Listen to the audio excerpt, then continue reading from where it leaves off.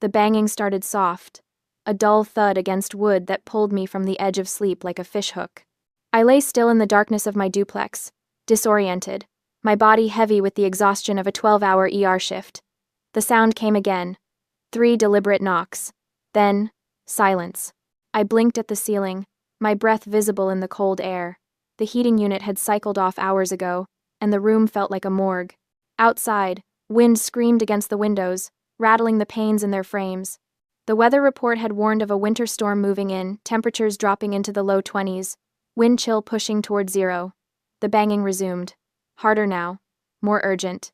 I threw off the blankets and my skin pebbled instantly.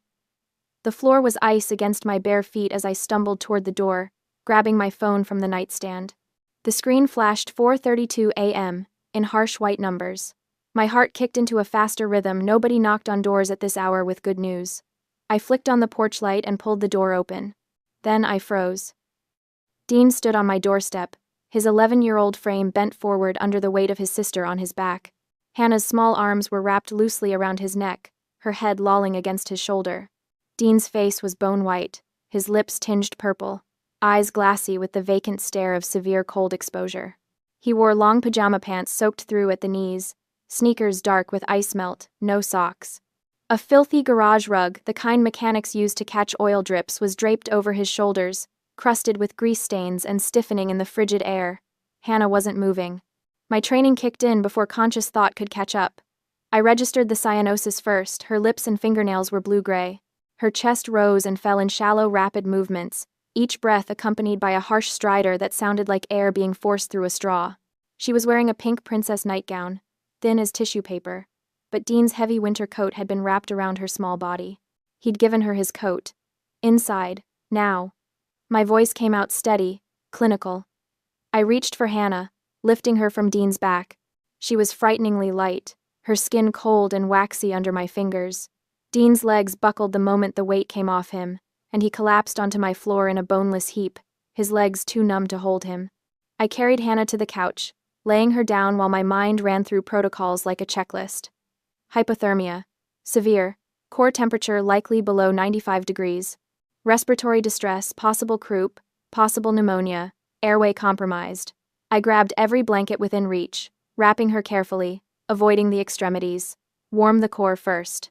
Warm the arteries. Rapid rewarming of frozen limbs could send cold blood flooding back to the heart and trigger cardiac arrest. Her breathing was getting worse.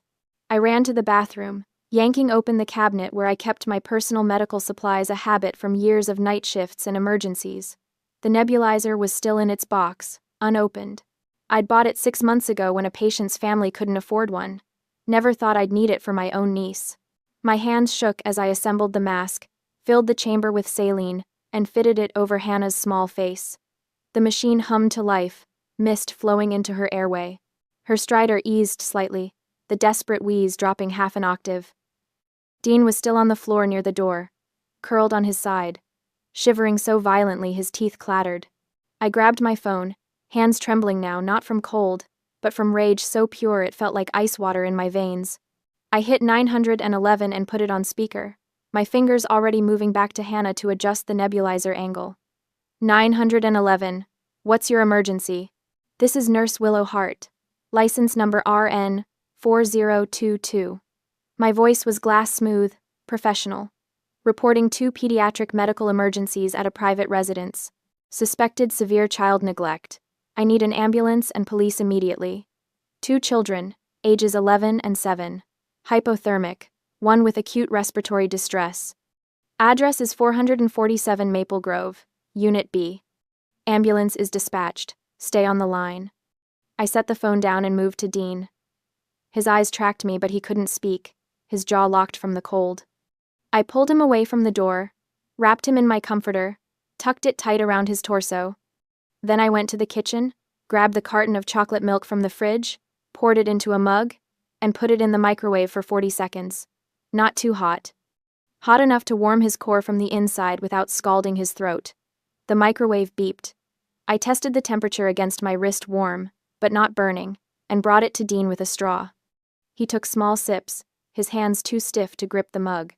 Each swallow made his face twist in pain as warmth met frozen tissue. I knelt beside him, one hand holding the mug, the other checking Hannah's pulse, thin and rapid, but there. My brain cataloged injuries with clinical detachment. Frostbite on Dean's toes, visible through the holes in his soaked sneakers. Malnutrition, both children were underweight, cheekbones too prominent, eyes sunken. Hannah's fingernails were dirty, ragged. Dean's hair was matted, greasy. These were my brother's children. Joshua and Jane lived in a mansion in Riverside Heights, 5 bedrooms, heated floors, an expensive wine collection, and they'd sent their children out into a winter storm in pajamas. My hand tightened on the milk carton until it crumpled slightly. Dean flinched, and I forced myself to loosen my grip. This wasn't the time. Later, there would be time for rage. Right now, I was a nurse.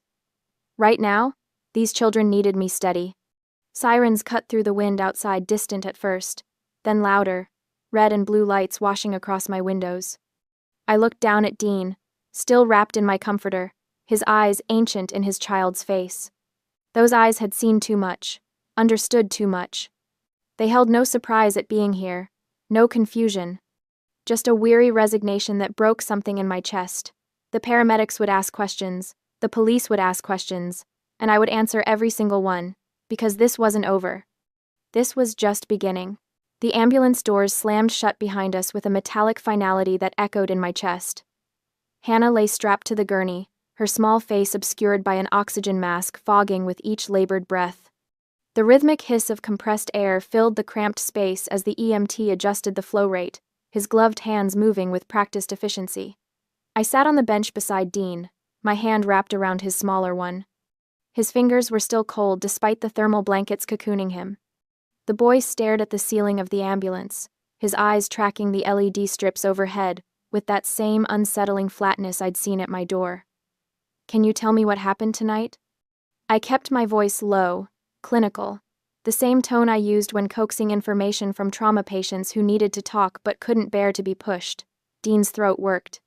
For a moment, I thought he wouldn't answer. Then his lips parted, and words began to spill out in that same monotone whisper that made my skin crawl.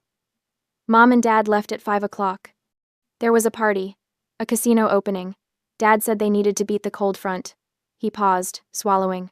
They told us to order pizza and go to bed by 9. The EMT's hands stilled for half a second on Hannah's A4 line before resuming their work. I felt my jaw tighten but kept my expression neutral. At 10, we noticed Snow wasn't inside. I put on my pajamas and my winter coat and went to look in the backyard. Hannah was supposed to wait in the living room. His voice cracked slightly. She got impatient. She only had her nightgown and that thin jacket. She didn't understand how cold it was. I watched his profile as he spoke. 11 years old, and already carrying the weight of protecting his sister like armor he couldn't remove. The wind caught the door. It slammed shut. The smart lock engaged automatically. He said those last 2 words with a bitterness that sat wrong on a child's tongue. I tried the code. It didn't work. I called Dad, then Mom. No one answered. My free hand curled into a fist against my thigh. The vinyl bench crinkled beneath my scrubs. Why didn't you call me?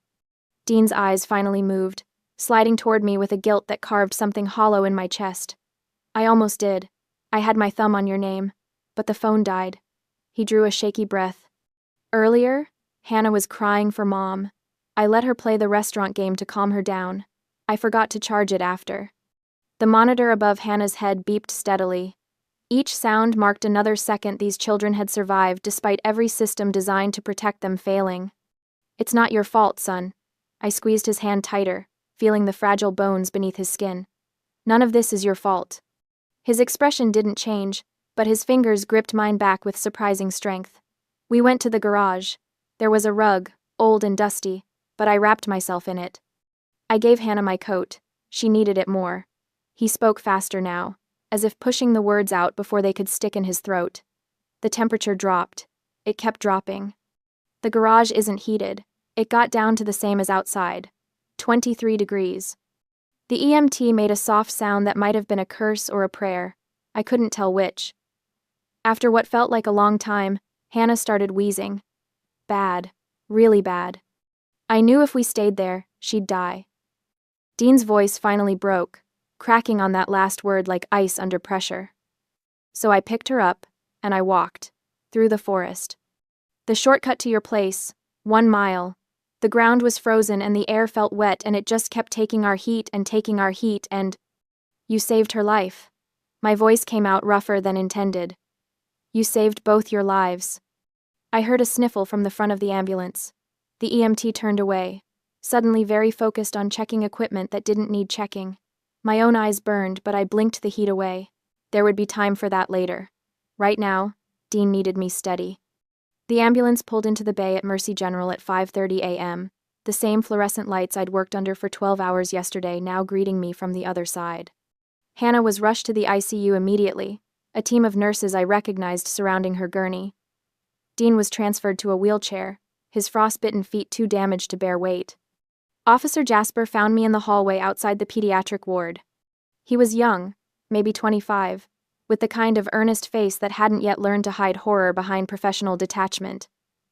"Miss Hart, I need to take your statement."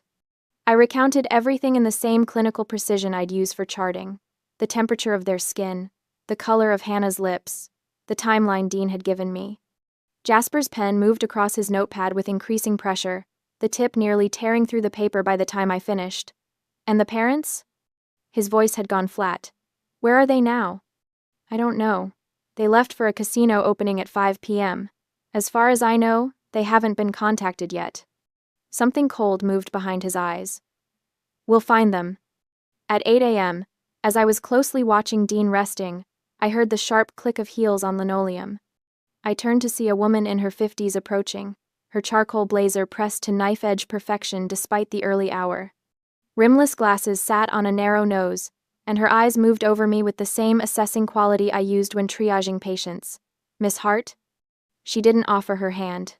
"Carla Evans, Child Protective Services." My stomach dropped. Carla moved past me into the room where Dean sat in his wheelchair, his damaged feet elevated and wrapped in sterile dressings. She observed him with the detached precision of someone conducting an inventory, her gaze cataloging every visible injury, every sign of neglect.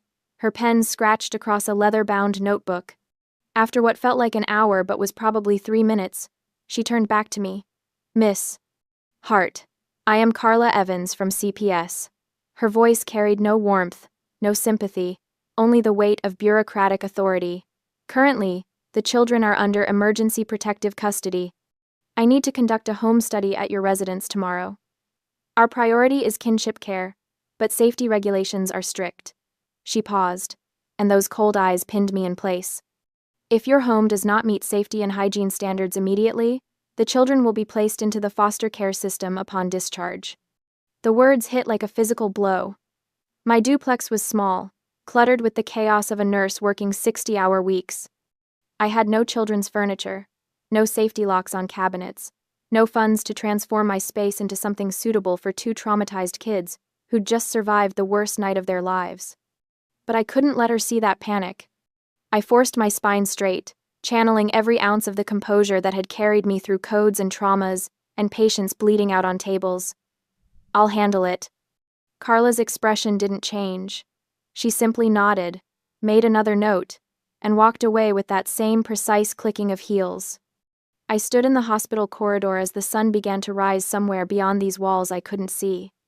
Around me, the familiar sounds of the morning shift change echoed footsteps, beeping monitors, the low murmur of report being given. I'd been part of this rhythm for years. Now I was on the outside of it, looking in. In this building, my niece fought for every breath while my nephew sat in a wheelchair, his legs still numb and without feeling. Somewhere out there, my brother and his wife were sleeping off champagne and roulette losses, unaware that their children had nearly died in the cold. And tomorrow, a woman with rimless glasses and a leather notebook would judge whether I was worthy of keeping these children safe. I had less than 24 hours to become someone I wasn't sure I knew how to be.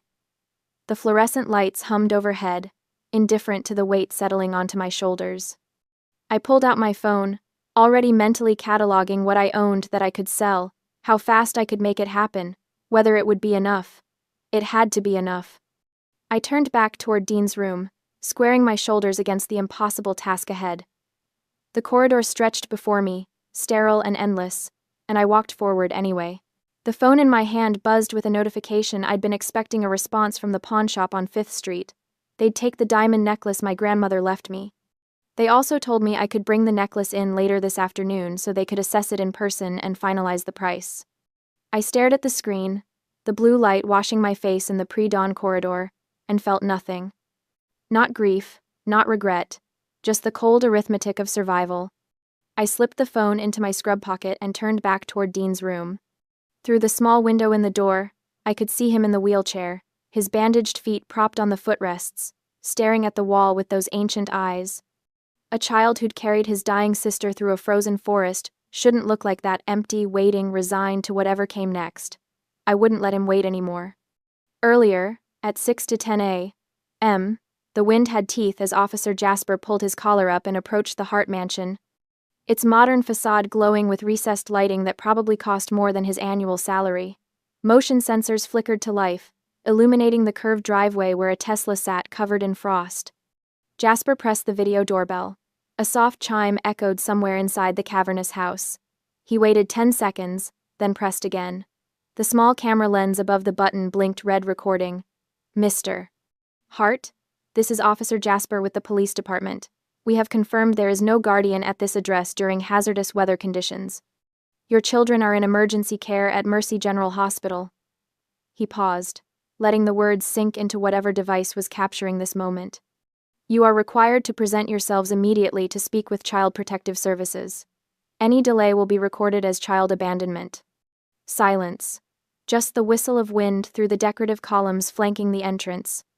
40 miles away, Joshua Hart been dozing in a leather chair at the high-stakes blackjack table, his chip stack diminished to a fraction of what he'd started with. Jane was somewhere near the slot machines, her 5th martini making her laugh too loud at something that wasn't funny.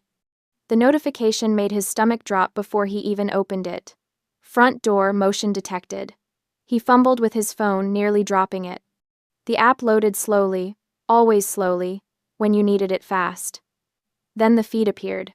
2 uniformed officers standing on his porch, one speaking directly into the camera. He didn't hear the audio. Didn't need to. The rigid posture, the official gestures, the squad car visible in the driveway, he knew exactly what this was. Jane. His voice came out strangled. Jane, we need to leave. Now. She looked up from her drink, mascara smudged beneath her eyes. What? We just got here. The police are at the house. Her face went white beneath the foundation she'd applied 12 hours ago. The ER lobby smelled like burnt coffee and anxiety. I'd just finished checking my online bank account, calculating how fast I could liquidate everything when the automatic doors burst open at 9 o'clock sharp. Joshua came first, his expensive suit wrinkled like he'd slept in it. He had, his hair stuck up on one side where he'd tried to smooth it down with wet fingers in the car. The Rolex caught the fluorescent light, gleaming obscenely against his pale wrist. Jane stumbled in behind him, still wearing last night's evening gown. The silk dragged on the floor, stained along the hem. She reeked of gin and cigarette smoke. Where are they? Jane's voice cracked across the waiting room. Heads turned. Where are my babies? A security guard stepped forward, hand raised. Ma'am, you'll need to. I'm their mother. She lunged toward the nurse's station, heels clicking erratically. Someone tell me where my children are right now. Joshua spotted me standing near the hallway entrance. For a moment, our eyes met. I saw him calculate, watched his expression shift from panic to something sharper. He straightened his jacket and walked toward me with the confident stride of a man used to getting what he wanted. Willow. He kept his voice low, reasonable. The voice he used when he needed something. Thank God you were there. This whole thing, it's a terrible misunderstanding. I didn't move. Didn't speak. He stepped closer, dropping his voice to a whisper. I know how hard nursing school was for you. Those loans, what are you carrying now? 60,000? 70? His breath smelled like alcohol and desperation. I'll pay them off. All of them. Today. Just tell the police this was an accident. My hands were shaking. I pressed them against my sides, felt the rough fabric of my scrubs ground me. You locked your children outside in 23-degree weather. We didn't lock, the smart lock malfunctioned. You know how technology is. His smile was practiced, polished. Think about it, Willow. No more debt. You could finally breathe. No. The word came out flat. Final. His smile evaporated. You're making a mistake. The only mistake was letting you near those kids for 11 years. His hand shot out and gripped my arm, fingers digging in hard enough to bruise. Listen to me very carefully. I will hire the best attorney in this state. I will strip that nursing license right off your wall. You'll never work in healthcare again. You'll... Joshua. Jane appeared at his elbow, her voice taking on that practiced sweetness she used when she wanted something. Maybe Willow just needs time to think about what's best for the children. A stable home, their own rooms, everything they're used to. She looked at me with eyes that were calculating beneath the smudged makeup. You live in a duplex, right? How many bedrooms? Something cold and sharp crystallized in my chest. I met her gaze and watched her confidence flicker. 1, I said. But it's warmer than your garage. Joshua's face went purple. You self-righteous. He shoved me, hard. I stumbled backward, my hip hitting the corner of a metal medical cart. The impact sent instruments clattering across the linoleum. Pain exploded through my elbow as I caught myself against the wall, my palms scraping against the rough concrete. My thick winter coat had absorbed some of the blow, but my arm throbbed where I'd connected with the cart's edge. Don't touch her. The voice was small but fierce. Dean actually stood, gripping the arms of his wheelchair, his bandaged feet bare against the footrests.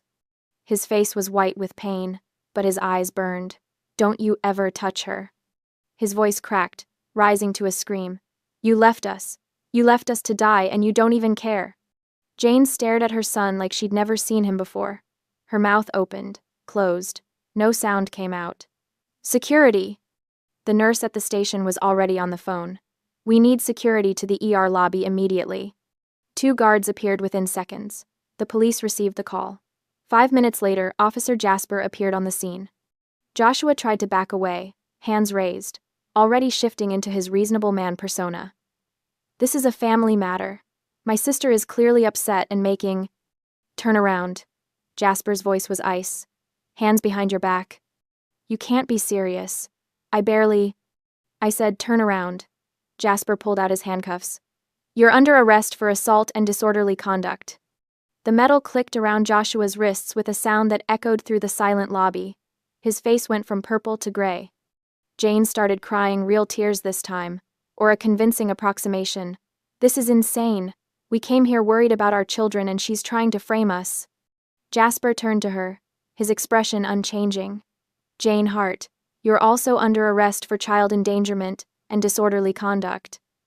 He nodded to another officer who'd appeared. Read them their rights. I stayed against the wall, cradling my scraped palm. My elbow throbbed. The officers led Joshua and Jane toward the exit. Joshua tried to turn back, tried to say something, but Jasper's hand on his shoulder kept him moving forward. Dean sank back into his wheelchair, his small body trembling.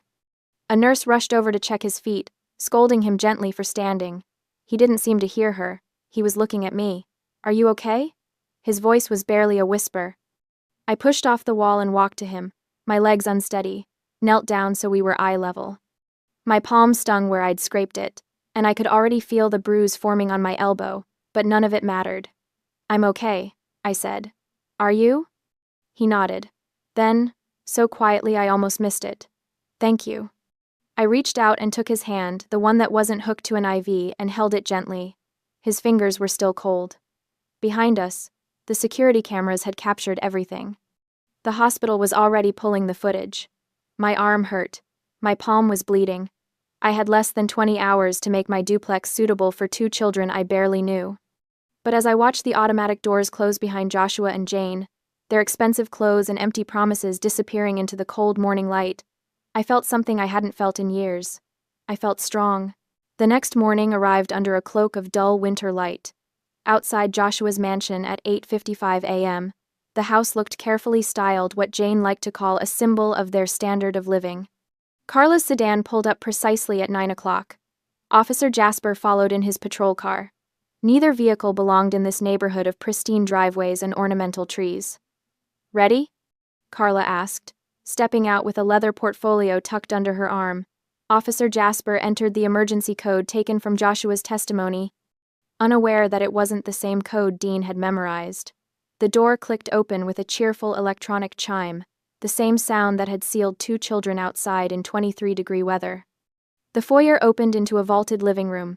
Italian leather furniture formed perfect right angles around a glass coffee table. A wine cabinet stood against the far wall, backlit and temperature-controlled. In the cabinet sat 12 bottles of red, their labels turned outward like small badges of sophistication. Carla walked to the kitchen. Her heels clicked against marble tile. The Sub-Zero refrigerator hummed with expensive efficiency. Carla pulled it open. The interior light revealed 2 slices of pizza in a grease-stained box, the cheese spotted with blue mold. 3 energy drinks, a half-empty bottle of vodka, nothing else. No milk, no vegetables, no bread, no evidence that children lived here at all. Officer Jasper opened the pantry. A bag of stale tortilla chips, a jar of olives. Carla uncapped her pen. She made a mark on her form. The scratch of ink on paper felt final. "Second floor," she said. Dean's room sat at the end of the hallway. The door hung slightly ajar, revealing walls painted a fashionable gray.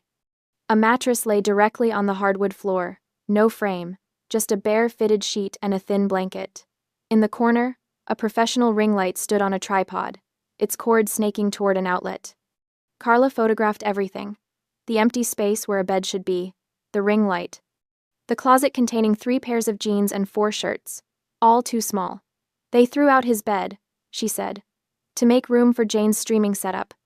Officer Jasper's jaw tightened, but he said nothing. Hannah's room was worse, a toddler bed she'd long outgrown. A pile of stuffed animals that looked like they'd been purchased in bulk and never touched. The window latch was broken, leaving a draft that made the curtains flutter. Carla made another mark on her form. Then another. They went back downstairs. Officer Jasper moved to the garage door and stepped outside. When he returned, an elderly man in a cardigan followed him inside. Mr. Clint from next door. He was always in his garden, pruning roses with careful attention. "Thank you for coming over, sir," Officer Jasper said. "You mentioned you'd observed some concerning behavior?" Mr. Clint's hands shook slightly as he removed his glasses and cleaned them on his sweater. "Those 2, the parents, they're party animals. Every weekend there's noise until 3, 4 in the morning, White Claw cans all over the driveway." Carla's pen hovered over her notepad. "And the children?" Mr. Clint's face creased with something that looked like shame. "The boy, Dean. I used to see him dragging these heavy black trash bags to his little red wagon. Took me a while to figure out what he was doing." "What was he doing?" Carla asked, though her tone suggested she already knew. "Collecting their empties, taking them to the bottle return machines at Kroger. Mister." Clint's voice cracked. "The more they drank, the more money he had. I'd see him and his sister sitting right there at the store entrance afterward, tearing into Lunchables like they hadn't eaten in days." The room went quiet. Even the expensive refrigerator seemed to stop humming.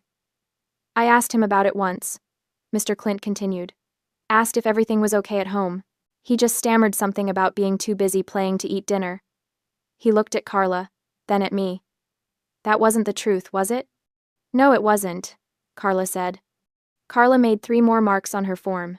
When she looked up, her expression remained professionally neutral, but her knuckles had gone white around the pen. "Environment unsafe," she said aloud, checking a box. "Inadequate nutrition. Evidence of chronic neglect. I'm recommending immediate termination of parental custody pending criminal trial." Back at my apartment, I sat with my phone in my hand and a decision on my shoulders. I needed a shark. Someone who could gut Joshua's legal team and make sure those kids never spent another night in that house.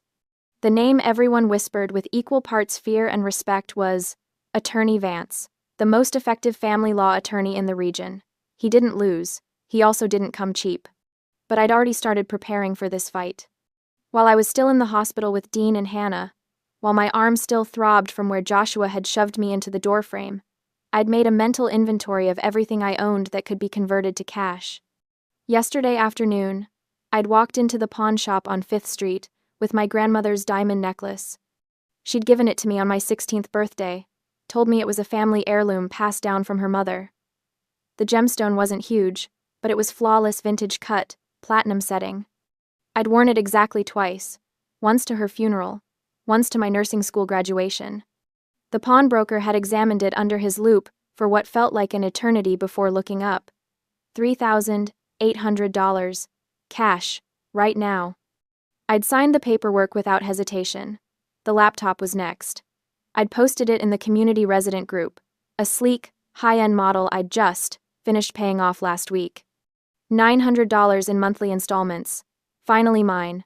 A sophomore college student showed up within an hour, cash in hand. $900, gone in 30 seconds. But the espresso machine, God, that hurt. I stood in front of it for 10 minutes before I could bring myself to unplug it. It was a beautiful piece of engineering. Brushed stainless steel, Italian-made, with a steam wand that produced microfoam so perfect, it could make a hospital cafeteria coffee taste like a cafe in Milan. I'd bought it 2 years ago, right after I made the final payment on Mom's medical bills. Joshua had inherited all of Dad's life insurance money, $75,000. I'd asked him to help with Mom's hospital costs, just to split them. He'd laughed. That money's for investing in the future, he'd said, swirling bourbon in a crystal glass. And now, here I was, selling the only thing I'd ever bought for myself, not for bills, not for necessities, just for joy, to clean up the mess his future had made for his children. A young man arrived to pick it up. Fresh out of college, first job, eager smile. He handed me $600 and thanked me profusely, saying it was a steal. I smiled and told him to enjoy it, then closed the door and stared at the empty counter. The outline was still visible, a clean rectangle in the dust. My brother didn't just exploit me, he was cruel to his own children. I steeled my resolve. Those kids would not spend one more day under his roof. Total funds, $5,300 from sales, $7,500 from savings, $12,800. I walked into the law offices of Attorney Vance at 10 a.m. The receptionist led me to a corner office with floor-to-ceiling windows overlooking the courthouse. Symbolic, I thought. Attorney Vance was a man in his early 50s, silver-haired and sharp-eyed, with the kind of presence that made you sit up straighter. He didn't waste time on pleasantries. Show me what you have. I slid the medical records across his desk. Dean's frostbite treatment, Hannah's hypothermia and asthma crisis, my own injury report from the ER. Then the photos, my bruised arm, the kids' hollow eyes, the screenshots I'd taken of Jane's Instagram stories, showing champagne bottles and party lights on the same nights Mr. Clint described. Vance studied them in silence, removing his glasses halfway through. When he looked up, his expression was unreadable. I can guarantee you win permanent custody, he said flatly. I can also guarantee your brother serves time. The retainer is $9,000. I reached into my bag and pulled out the cash. Bills in neat stacks. I placed them gently on his mahogany desk. Then let's begin, I said. He slid a contract across the desk. I signed. This transaction, this exchange of every material thing I valued, was purchasing a peaceful future for 2 children who'd never known one. The afternoon, Carla Evans arrived at my duplex for the home study. She swept through the apartment with the precision of a drill sergeant, checking expiration dates on every carton of milk in the fridge, shaking the newly assembled bunk beds to test their sturdiness. I'd stayed up until midnight putting those beds together, my hands blistered from the Allen wrench. She paused in front of the kitchen counter, the empty space where the espresso machine used to be, and I saw her eyes linger there. Then she looked at the stack of receipts I'd left on the table. New bedding, children's clothes in the correct sizes, asthma medications, a humidifier for Hannah's room, nightlights shaped like stars. Carla picked up the receipts, studied them, then set them down. She uncapped her pen, stamped "Passed" on her clipboard, and looked me in the eye. You can pick up the children tomorrow morning. That nod, brief, professional, almost imperceptible, was the most valuable validation I'd ever received. Day 3. Morning. Hannah had recovered faster than expected. Her oxygen saturation levels were stable, her breathing clear. The doctors were cautious her lungs would need monitoring, follow-up appointments, a strict medication schedule, but because I was a pediatric RN, with the skills and training to manage her care, the hospital felt completely reassured releasing her into my custody. Dean walked through my door first, Hannah's small hand in his. He looked around the apartment, the mismatched furniture, the coffee pot on the counter, cheap drip, nothing fancy, the empty space where something clearly used to be. Then he saw the bunk beds in the corner room, the quilts I'd bought in primary colors, the wooden toy chest already stocked with books and puzzles. His eyes wavered. He didn't cry, this kid had been trained not to, but I saw the crack in his armor. Hannah, still weak but smiling, lit up when she saw the 2 teddy bears on the bottom bunk. They were the latest models, the kind every kid in her class probably begged for. I'd seen her looking at them through a store window once, months ago, when I'd taken her and Dean for ice cream. She hadn't asked for one, she'd just looked. Now she had 2. "This one's yours," she said solemnly to Dean, handing him the blue bear. "We match." Dean took it, clutching it like a lifeline. I knelt down, meeting their eyes. "This is home now, for as long as you need it, forever, if that's what you want."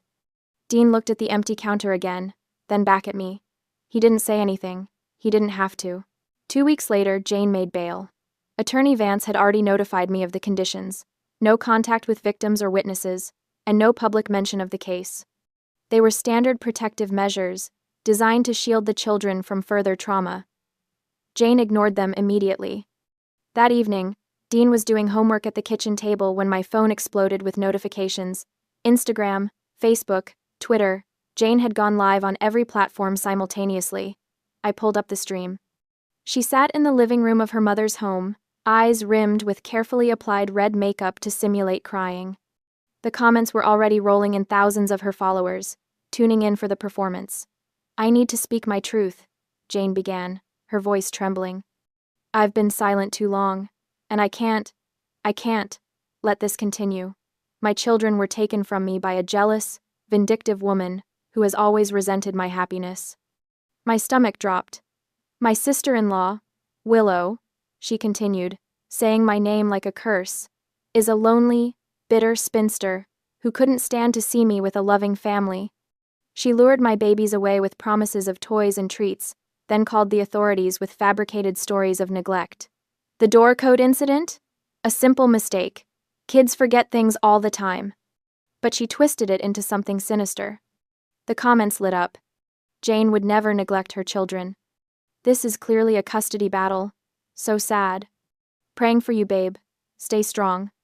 But just as many read, "Who forgets their own kids outside? The aunt is a hero." Jane dabbed at her eyes. "My children are scared and confused, being held by a woman who doesn't understand them. I'm their mother. I'm fighting to bring them home where they belong." The live stream ended.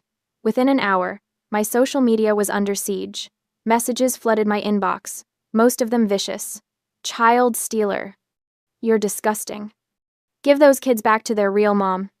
Someone found out where I worked. The hospital's main line started ringing angry callers demanding the kidnapper nurse be fired immediately. Security had to disconnect the phones. I sat in the break room, shaking, while my coworkers whispered in the hallway. Some looked at me with sympathy, others with suspicion. Week 2, Day 3, 2 days later. 2 days after the live stream began, the call I feared finally came. I was summoned to HR immediately.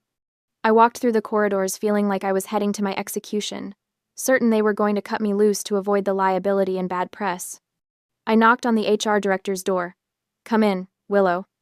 Inside, I found not just the HR director, but Dr. Grayson, chief of medicine, the man who'd hired me 5 years ago. A thick file sat on the desk between them. I sat down, hands folded in my lap, waiting for the blow. Dr. Grayson spoke first. "We've reviewed the hospital admission records for Dean and Hannah Hart. We've also reviewed the security footage from the ER, showing your brother's physical assault on you in the hallway. And we've seen the social media campaign being waged against you by Jane Hart." I nodded, throat tight. "I understand if you need to." "We know the truth," the HR director interrupted. Her expression was steel. "We know you did the right thing, and we're not going to let an influencer with a vendetta destroy the career of one of our best nurses." I blinked. "What?" Dr. Grayson slid the file toward me. "The hospital's legal department has prepared a countersuit for defamation and libel. Jane Hart made specific, false claims about your character and your professional conduct. She did so publicly, to an audience of over 100,000 people, causing direct harm to this institution and to you personally. We have documentation, witnesses, and video evidence to refute every claim she made. We're going to bury her, the HR director added quietly. I stared at the file, then at them. You're supporting me? Willow? Dr. Grayson said, and his voice was gentler than I'd ever heard it. You've dedicated to this hospital. You've worked double shifts, covered holidays, trained new staff, and saved countless lives. When your mother was sick, you didn't miss a single shift. You're the kind of nurse we build a hospital around. So yes, we're supporting you, unequivocally. Treasoned. I wept with relief. They were shielding me. The final piece of the puzzle fell into place the very next afternoon. The text came from an unknown number while I was giving Hannah her nebulizer treatment. You don't know me, but I was at the party the night your nephew and niece were locked out. I need to tell you something about the door code. My heart stopped. I stepped into the hallway and called the number. A woman answered, voice hushed, nervous. I can't give my name, she said. But I was friends with Jane, and after seeing her on that live stream, lying through her teeth, I couldn't stay quiet. What happened? I asked. At the party, Joshua was showing off. He'd just installed this fancy smart lock system and wanted everyone to see how advanced it was. He pulled out his phone and demonstrated changing the code remotely. Made a big deal about how secure it was, how he could control it from anywhere.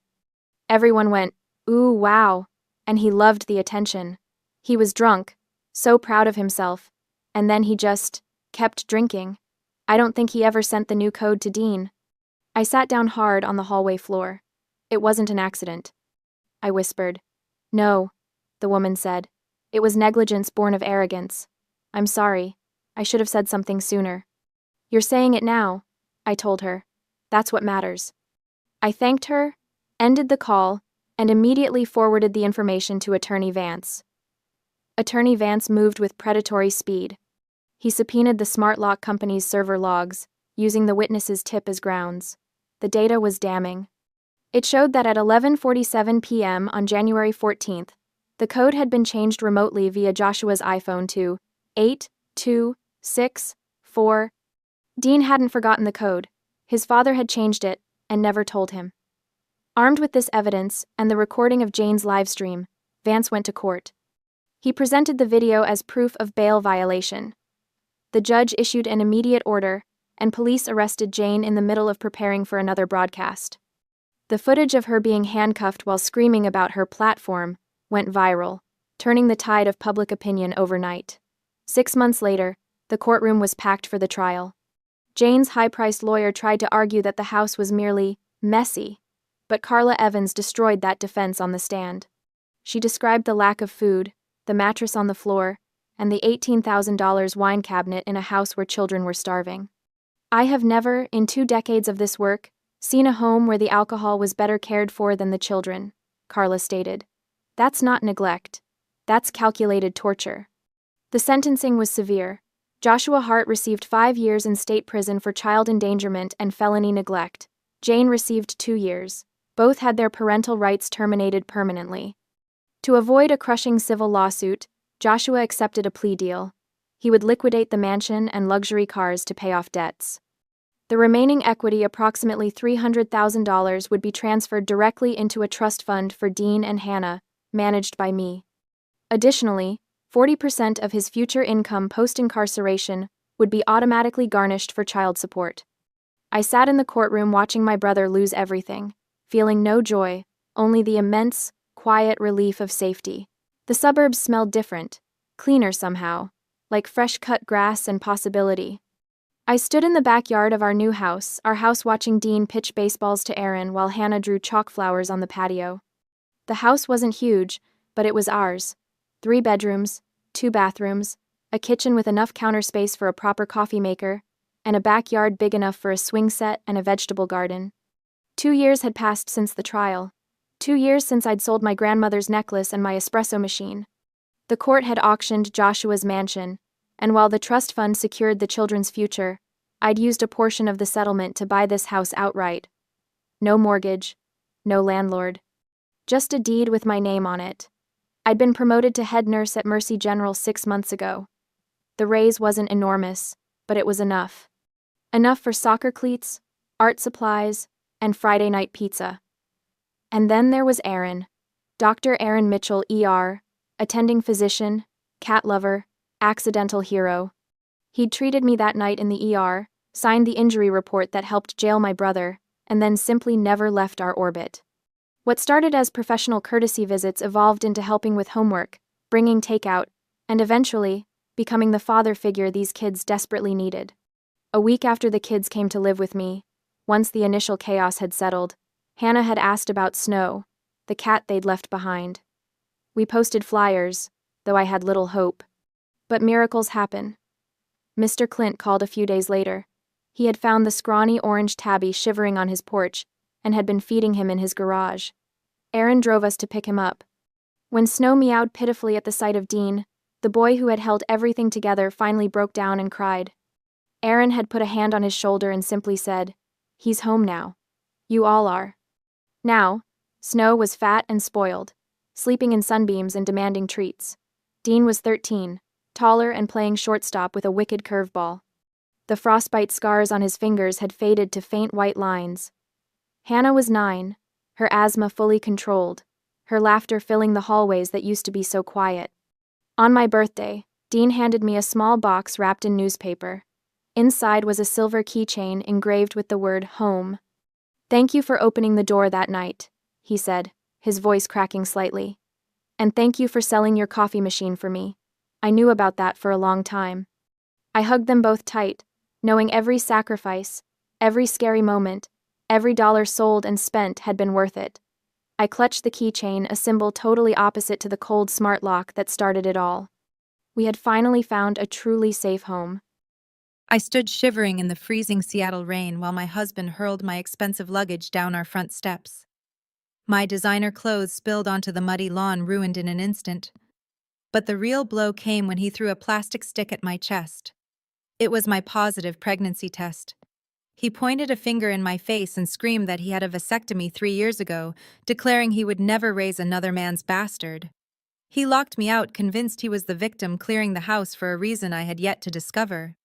He had absolutely no idea that his cruel, calculated lie was about to trigger a chain of events that would strip him of his company, his dignity, and his entire future, all thanks to a $50 million secret from my past. My name is Sydney, and I am 34 years old. Before I continue this story, let me know where you are watching from in the comments below.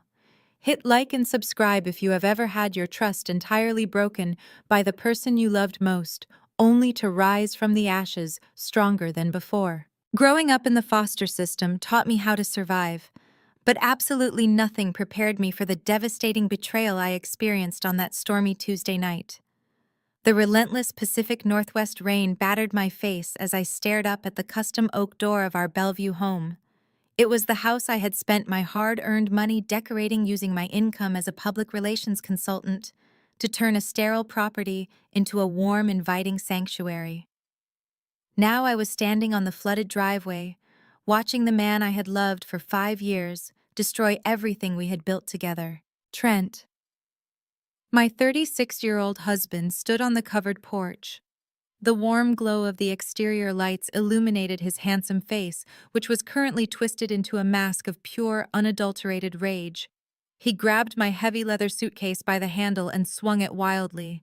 The zipper burst open upon impact with the concrete walkway.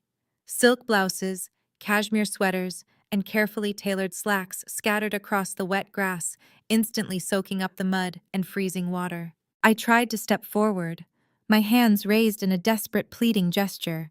"Trent, please stop. What are you doing? Let us go inside and talk about this.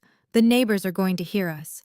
He let out a sharp, mocking laugh that cut right through the sound of the pouring rain. "Let them hear us, Sydney. Let the whole neighborhood know exactly what kind of woman you really are." He reached into the pocket of his expensive tailored jacket and pulled out a small white plastic object. He threw it at me with such aggressive force that it bounced off my waterproof coat and landed in a dark puddle at my feet. I looked down. It was the positive pregnancy test I had left on the bathroom counter just an hour earlier, wrapped in a small gift box with a ribbon. I had planned to surprise him when he got home from work. I had planned to celebrate the family we were finally starting. Instead, he was looking at me with pure, unfiltered disgust. Do not try to pin this bastard on me, he shouted, his voice echoing down the quiet suburban street. I stared at him, completely shell-shocked. My mind struggled to process the sheer hostility of his words. Trent, what are you saying? This is our baby. We talked about this. He took a menacing step toward the edge of the porch, his fists clenched at his sides. Stop lying to my face, Sydney. I had a vasectomy 3 years ago. I never reversed it. There is absolutely no biological way that the child in your stomach belongs to me. So tell me, which one of your wealthy public relations clients have you been sleeping with? The air was violently knocked out of my lungs. The accusation was so absurd, so entirely disconnected from reality, that for a brief second I thought he was experiencing some kind of mental break. I wiped the freezing rain from my eyes, desperately trying to reason with the man towering above me. Trent, you know exactly how I got pregnant. We did a cycle of in vitro fertilization 2 years ago. We froze 3 perfectly healthy embryos. I told you last month that I was scheduling the transfer. I asked you to come to the clinic with me. I remembered that day perfectly. I had stood in our kitchen holding the clinic brochures, practically begging him to join me for the appointment. He had barely looked up from his laptop, claiming he had an urgent corporate audit to prepare for, and told me to just handle the medical appointments myself. He scoffed, shaking his head with exaggerated disbelief. You really think I am that stupid I called the clinic, Sydney? They told me you never showed up for any transfer. You are making up this elaborate lie to cover up your disgusting affair, and I am not going to stand here and let you make a fool out of me. My heart hammered violently against my ribs. None of what he was saying made any sense. I had been at the clinic. I had the medical records, the receipts, the discharge papers. I reached into my coat pocket to grab my phone, intending to pull up the secure patient portal to prove it to him right then and there. Look at my medical portal, Trent. The transfer was completed on the 14th. Dr. Aris performed it himself. Just look at the screen. I walked up the bottom step, holding out my glowing phone, but before I could even show him the display, he violently swatted my hand away. The phone flew out of my grasp and clattered brutally down the concrete stairs, the screen shattering into a spiderweb of useless glass. I do not need to look at your fake evidence, he snarled, his eyes narrowing with a terrifying cold calculation. I know the truth. You are a cheater, a liar, and a fraud. I am filing for divorce first thing tomorrow morning.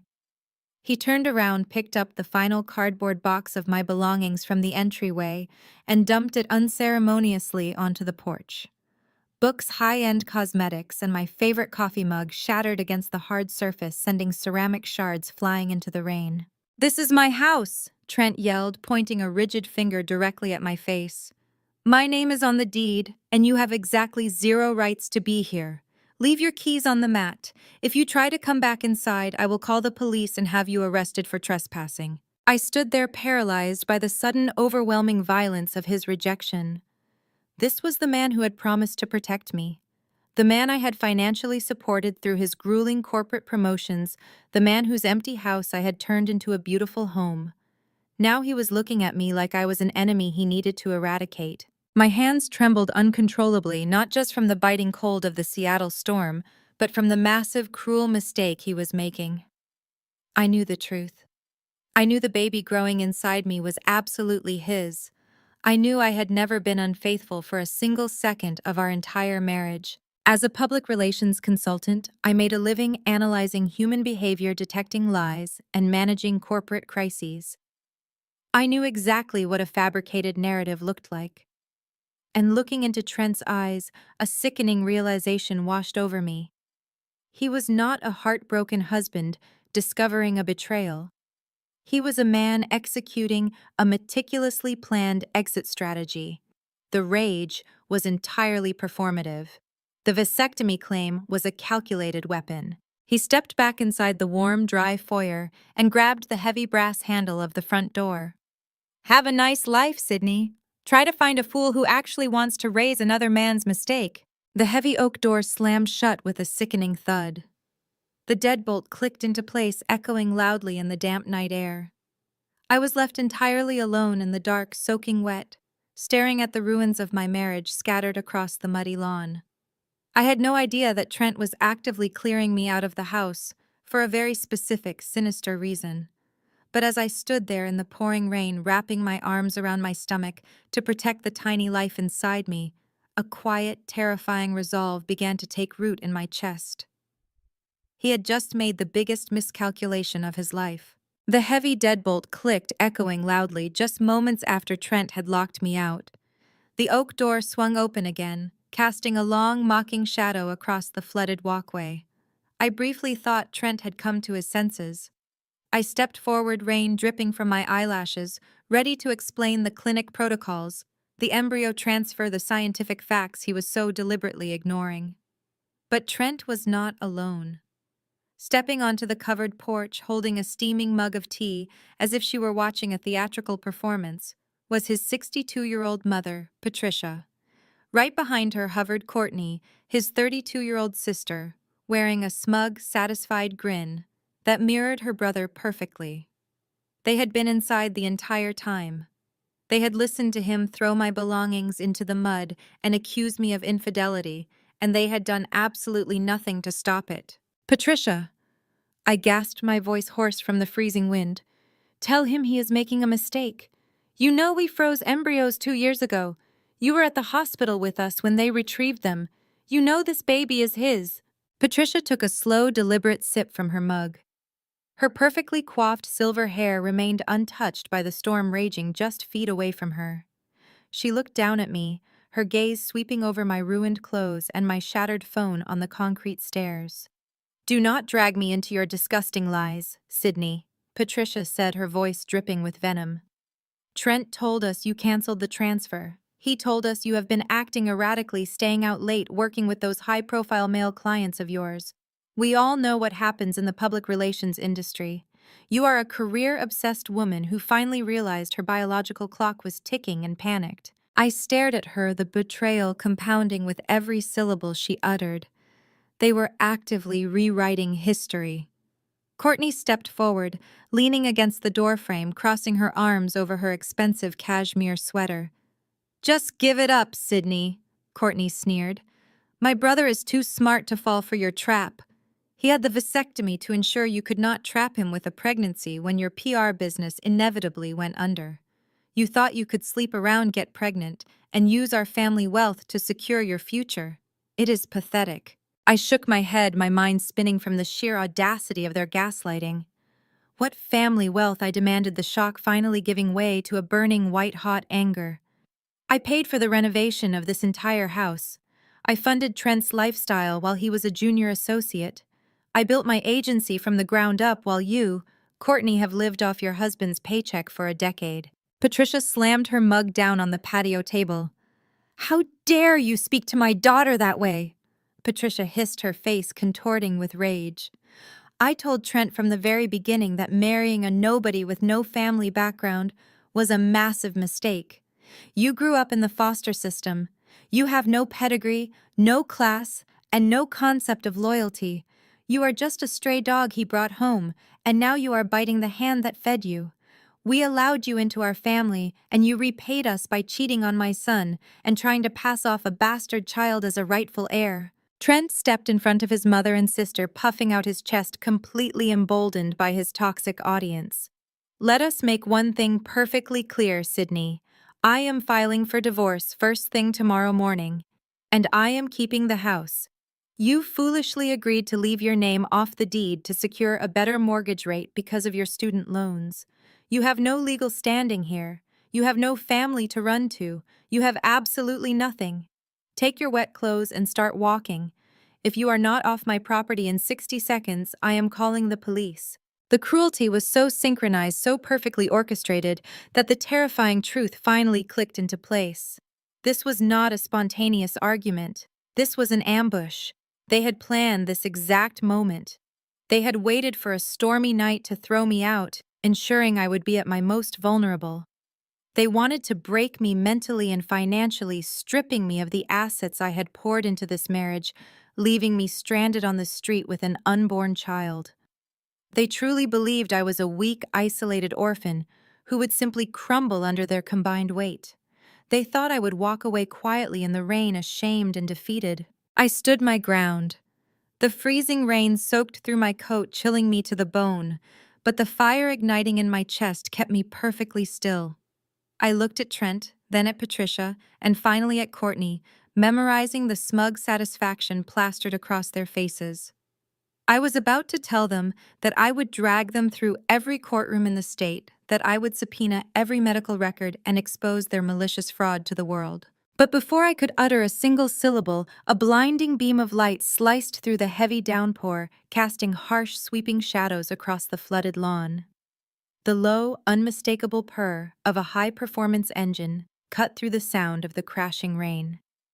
We all turned our heads toward the street.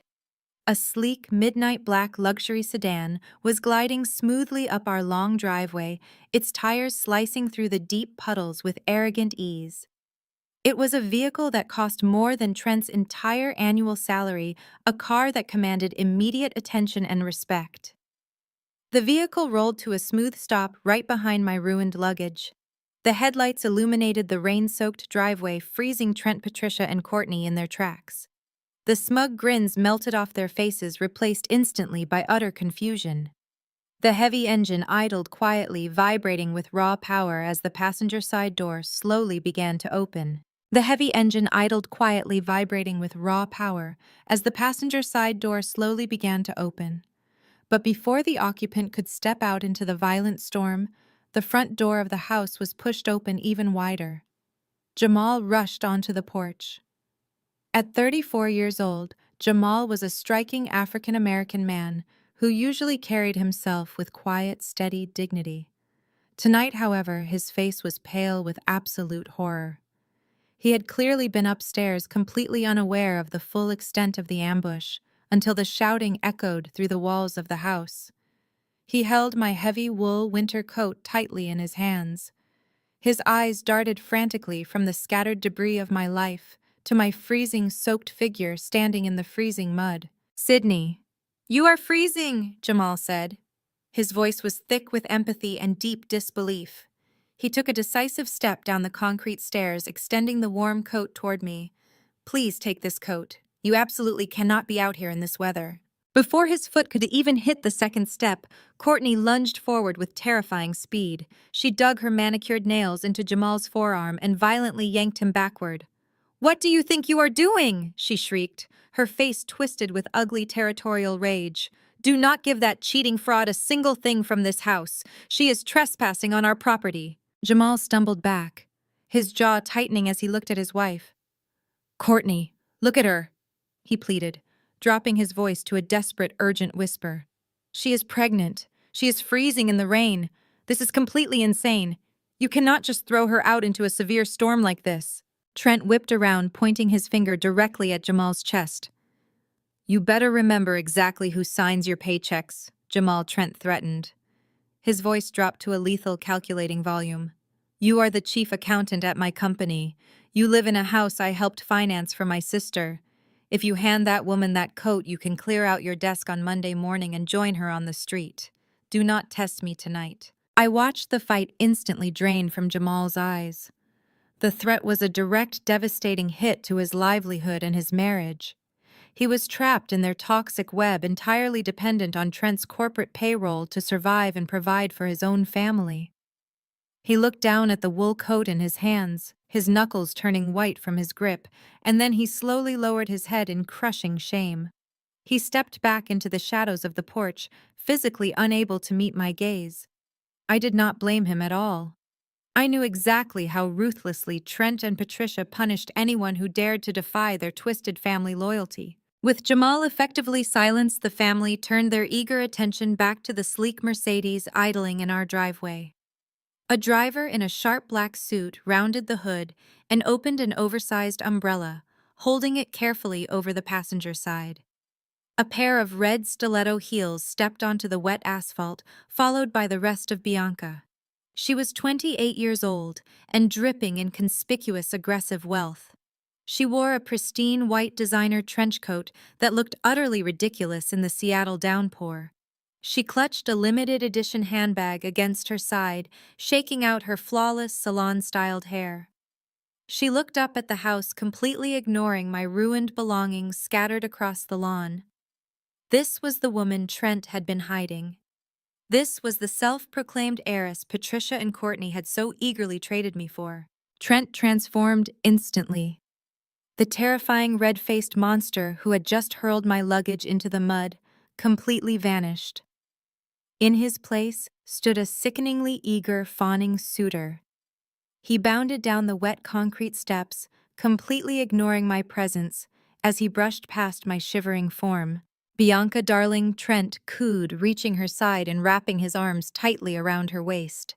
He pulled her close and kissed her passionately right there in the rain.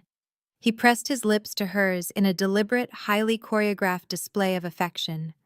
It was a kiss meant entirely for my benefit, a final brutal stab to ensure I understood exactly how easily I had been replaced by someone younger and supposedly wealthier. When they pulled apart, Bianca let out a high, artificial laugh. She finally allowed her eyes to land on me. She scanned my soaking wet clothes, my ruined hair, and the shattered pieces of my favorite coffee mug resting in the mud. She did not look surprised or apologetic in the slightest. She looked at me the way someone might look at a piece of trash that had blown onto her pristine driveway. "Oh my goodness, Trent," Bianca purred, pressing herself dramatically against his side. "Is this the crazy ex-wife you told me about? The one who refuses to leave gracefully?" Trent kissed her temple, shooting me a glare of absolute contempt. "Do not worry about her, baby. She was just leaving. Come inside. It is freezing out here and you need to protect our little miracle. Our little miracle." The words hit my chest like a physical blow. The hypocrisy was so staggering I could barely draw breath. Trent was parading his pregnant mistress into the house, proudly claiming her unborn child, while simultaneously rejecting his own biological baby growing inside me. Patricia and Courtney parted like the Red Sea. Their faces beamed with fake, overjoyed smiles as Trent escorted Bianca up the stairs. "Oh, Bianca, we are so thrilled you are finally here," Patricia gushed loudly, reaching out to take the younger woman's expensive coat. "Let us get you warmed up by the gorgeous fireplace inside." The sheer cruelty of watching another woman walk into the home I had funded and furnished with my own money was paralyzing. Trent paused at the threshold, keeping one arm firmly around Bianca's waist. He looked back at me over his shoulder, his eyes gleaming with malicious, undeniable victory. "Goodbye, Sydney. I suggest you start walking." The heavy oak door slammed shut for the final time. The deadbolt engaged with a loud metallic click. The exterior porch light snapped off, plunging the yard into immediate darkness.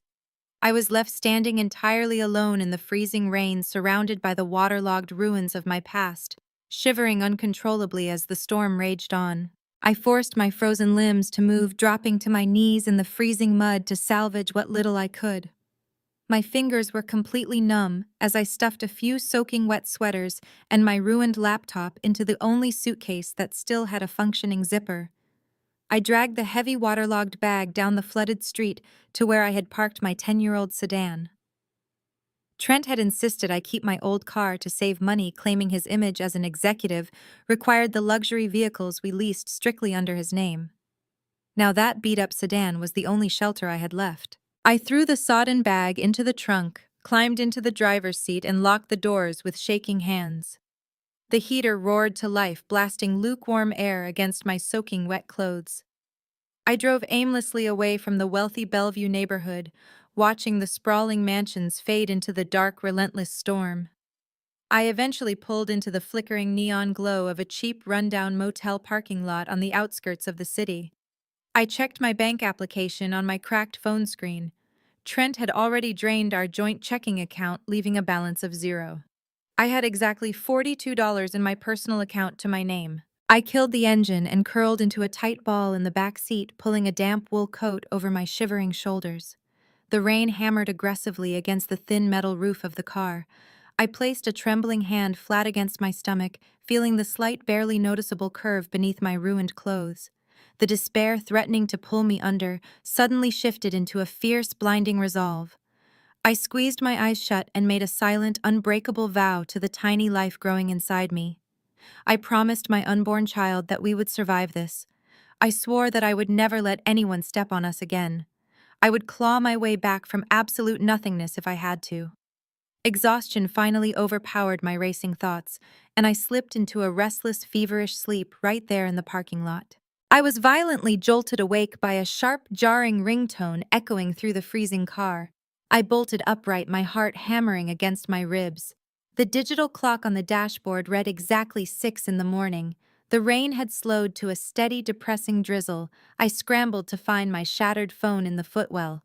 The screen flashed with an incoming call from an unknown high-end corporate number. Assuming it was Trent's lawyer calling to threaten me with early eviction proceedings, I swiped to answer, ready to fight. "Hello," I answered, my voice raspy and defensive. "Am I speaking with Mrs. Sidney Thorne?" the caller asked. His voice was deep, authoritative, and carried the unmistakable cadence of expensive legal counsel. "Nobody has called me by that last name in over a decade," I replied, my brow furrowing in confusion. Thorne was the name I had taken at 18 a lifetime ago. "My legal name is Sidney Preston now." "Who is calling?" "My name is Mr. Caldwell," he stated calmly. "I am the senior estate attorney representing Gabriel Thorne. I have spent the better part of the night tracking you down, Sydney. I am calling to inform you that Gabriel passed away yesterday afternoon following a sudden heart failure." The air vanished from the freezing car. Gabriel. The name pulled me violently back to a past I had completely buried. I had met Gabriel when I was an 18-year-old girl desperately trying to age out of the foster care system without ending up on the streets. He was a brilliant, reclusive tech developer in his 20s, just starting to build his empire from a cramped garage. We had married hastily in a quiet courthouse ceremony in 2009, bonding over our shared trauma and a mutual desire to escape our grim circumstances. But 2 years later, we realized we were better as friends than spouses. We signed the divorce papers in 2011, hugged each other goodbye, and walked away to live our separate lives. I am so incredibly sorry to hear that, I breathed out, genuine grief tightening my chest. Gabriel was a good man. But Mr. Caldwell, I do not understand why you are calling me. Gabriel and I divorced over 10 years ago. You need to contact his next of kin. That is exactly why I am calling you, Mr. Caldwell replied, his tone shifting into sharp clinical precision. You and Gabriel signed the divorce petition in 2011. However, due to a severe administrative error by the state clerk's office at the time, the final dissolution of marriage was never stamped or entered into the registry. We only discovered this oversight last night during the emergency audit of his estate. I sat perfectly still. The damp cold of the car was completely forgotten. What are you saying, Mr. Caldwell? I am saying the divorce was never legally finalized, he explained slowly, letting the massive weight of the reality settle over the line. Under the law, your subsequent marriage to your current husband is entirely void. Legally speaking, Sydney, you are still Gabriel Thorne's wife. You are his legal widow. My mind reeled. If my marriage to Trent was void, then Trent had no legal right to anything. The house, the threats, the divorce he bragged about filing, all of it was built on a marriage that did not legally exist. He could not take half of my business or force me into a grueling legal battle over assets because we were never truly married. Before I could even process the magnitude of that revelation, Mr. Caldwell delivered the final world-shaking blow. Gabriel never wrote a new will after you separated. Mr. Caldwell continued. As his lawful widow, you are the sole legal heir to his entire estate. This includes his private liquid assets and total ownership of his venture capital firm. You need to come to my office immediately, Sydney. You just inherited $50 million. The phone nearly slipped from my frozen fingers. $50 million. The number echoed in the cramped, damp interior of my beaten sedan like a transmission from another universe. I stared blankly at the fogged windshield, trying to reconcile the freezing reality of my current homelessness with the astronomical figure Mr. Caldwell had just spoken. Gabriel, the quiet, brilliant boy who had once shared cheap ramen with me in a tiny studio apartment, had built an empire and left the keys entirely to me. I need you to come to my office at the Columbia Center immediately, Sydney. Mr. Caldwell instructed, his voice cutting through my shock with practiced authority. We have extensive paperwork to review, and the board of his venture capital firm is already demanding answers regarding the succession plan. I will have my security team clear you through the private parking garage. I looked down at my mud-stained coat and ruined shoes. I am currently sitting in a motel parking lot in wet clothes. I said, my voice shaking as the adrenaline began to wear off. The man I thought was my husband threw me out last night. I do not exactly look like the CEO of a $50 million estate right now. Mr. Caldwell did not miss a single beat. You are the sole owner of Thorn Capital Sydney. It does not matter if you walk into my office wearing a garbage bag. You own the building. I will see you in 20 minutes. He ended the call. I sat in the suffocating silence of my car for a long moment, my hands resting protectively over my stomach. Trent had thrown me away like trash, confident that I had no resources, no family, and no power to fight back. He had paraded his mistress into my home, certain he had orchestrated the perfect, devastating victory. He had no idea that his cruelty had merely pushed me out the door just in time to catch a golden parachute. I started the engine, the aggressive roar of the old sedan sounding surprisingly triumphant, and drove straight toward downtown Seattle. The Columbia Center loomed against the gray morning sky. Following Caldwell's instructions, I bypassed the main lobby and drove into the secured underground garage where a private elevator awaited me. When the polished steel doors opened on the top floor, I stepped into a breathtaking expanse of floor-to-ceiling glass overlooking the Puget Sound. Mr. Caldwell was waiting for me. He was a distinguished man in his 60s with sharp, intelligent eyes that sized me up instantly. He did not judge my disheveled appearance. Instead, he offered a respectful nod and ushered me into a massive conference room. On the mahogany table sat a stack of thick legal binders. He walked me through the impossible reality step by step. He produced the original 2009 marriage certificate, complete with Gabriel's unmistakable signature, followed by the 2011 divorce petition that lacked the crucial judicial stamp. Because Gabriel had died intestate, meaning without a formal will updating his beneficiaries, the state law automatically diverted his entire estate to his legal spouse. That was me. Your subsequent marriage to Trent is legally classified as void ab initio, Mr. Caldwell explained, tapping a manicured finger against a thick legal textbook. It means invalid from the start. You do not need a divorce from Trent because in the eyes of the law you were never married to him. He has zero claim to this $50 million estate, and furthermore, any marital assets you supposedly shared with him are subject to immediate separation under fraud statutes since he entered the marriage under false pretenses. A cold, sharp wave of satisfaction washed over me. Trent thought he had stripped me of my home and my dignity.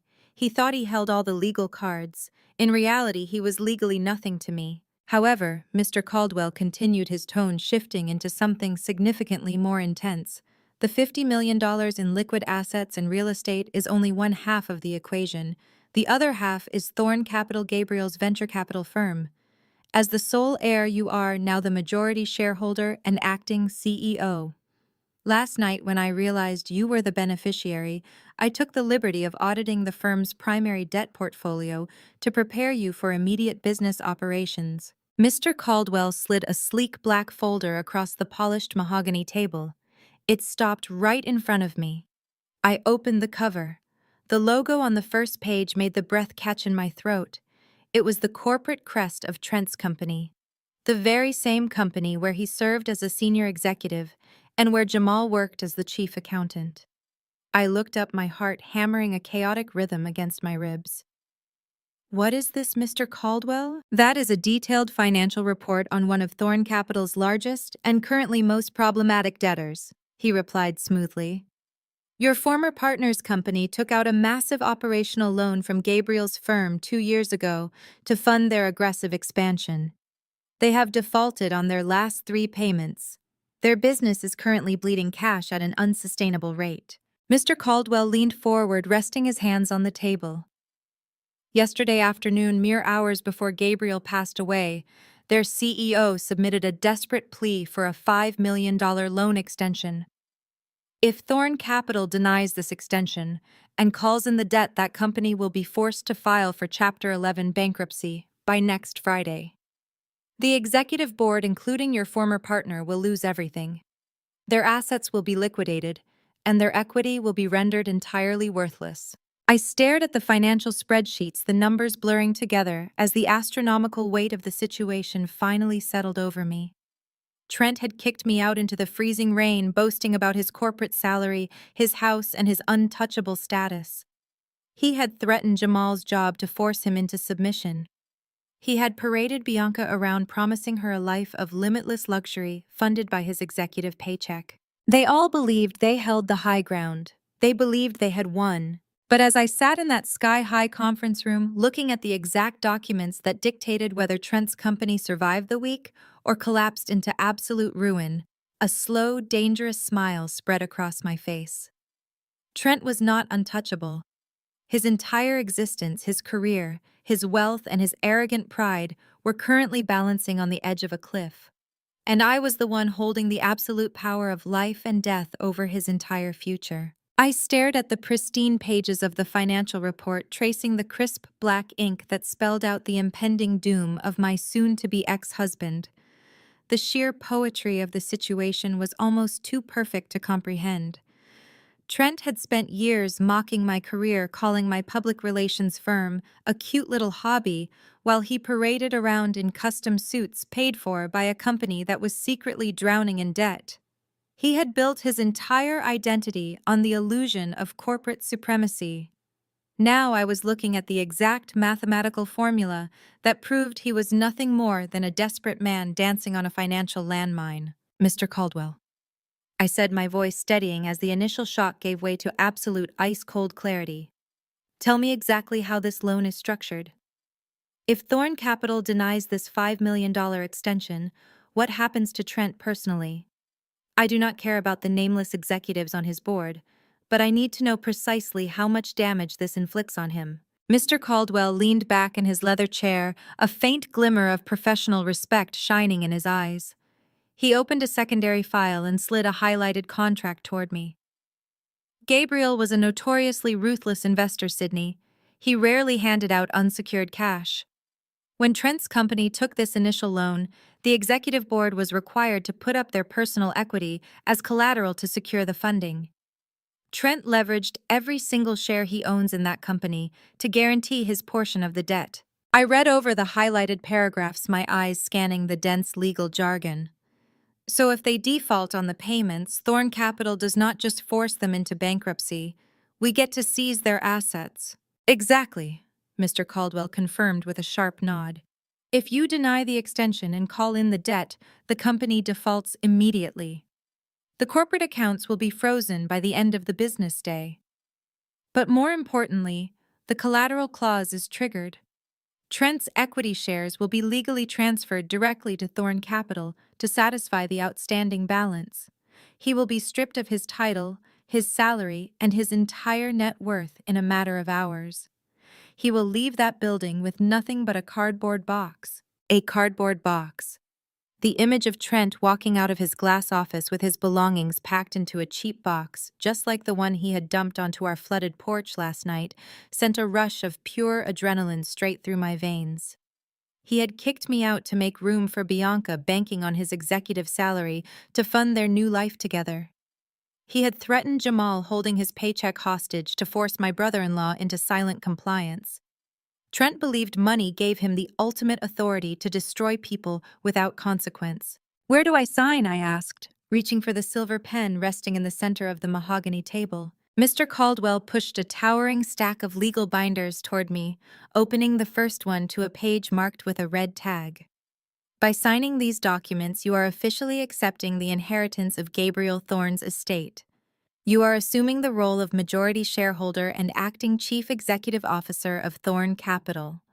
You will have immediate unrestricted access to the $50 million in liquid funds, as well as total executive authority over the firm's entire lending portfolio. I took the heavy silver pen and pressed the tip to the thick paper.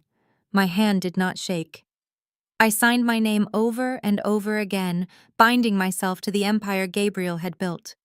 With every stroke of the pen, the frightened, freezing woman who had slept in a motel parking lot faded further into the past.